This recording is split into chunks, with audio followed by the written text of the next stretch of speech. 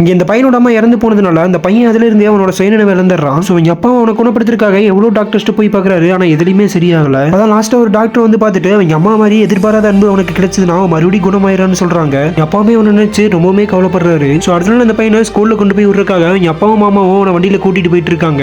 அந்த ஊருக்காரங்களாம் எங்கேயும் வேகமா போயிட்டு இருக்காங்க. அப்ப அதுல இருக்க ஒருத்தனை கூப்பிட்டு அந்த பையனோட அப்பா எல்லாரும் எங்க போறீங்கன்னு கேட்கறாரு. அவனுமே கரும்பு காட்டுக்குள்ள யானை புந்துருச்சுன்னு சொல்லிட்டு அங்கிருந்து வேகமா போயிடுறான். ஸோ எங்க அப்பா பையனை ஸ்கூல்ல விட லேட் ஆயிடுச்சுன்னு சொல்லிட்டு வண்டி எடுன்னு சொல்றாரு. பார்த்தா அந்த பையனை வண்டியில இருந்து காணோம். அவர் அப்படியே சுத்தி பாக்குறாரு. பார்த்தா அந்த பையன் அந்த ஊர்க்காரங்களோட நடந்து போயிட்டு இருக்கான். அந்த ஊர்க்காரங்க அந்த யானையை பார்த்துட்டு பயந்துட்டு தூரத்துல சத்தம் போட்டுட்டு இருக்காங்க. அந்த பையன் பயப்படாம அந்த யானையோட பக்கத்துலயே போறான். அந்த யானையுமே அவனை ஒண்ணும் பண்ணாம அந்த பையன் கூட ஜாலியா விளையாடுது. அந்த பையன் அந்த யானையோட காலில் அடிபட்டு இருக்கிறத பார்த்துட்டு மண் எடுத்து அந்த அடிப்பட்ட இடத்துலயே வச்சு விட்டு குடிக்க தண்ணி எல்லாம் கொடுக்குறான். ஆனா அந்த யானைக்கு இந்த தண்ணி எல்லாம் பத்தாதனால அந்த யானையை அங்கிருந்து பக்கத்துல இருக்க ஒரு குளத்துக்கு கூட்டிட்டு போறான். அந்த தண்ணியை பார்த்ததுமே அந்த யானையுமே தண்ணியில குஷியா விளையாடுது. அந்த பையனோட அப்பாவுமே அவன் பழையபடி மாறிட்டான்னு சொல்லி சந்தோஷப்படுறாரு. ஓகே ஃப்ரெண்ட்ஸ், உங்களுக்கு அம்மா பிடிக்குமா இல்ல அப்பா பிடிக்குமா கமெண்ட்ல சொல்லிட்டு இந்த வீடியோக்கு ஒரு லைக் போட்டுருங்க.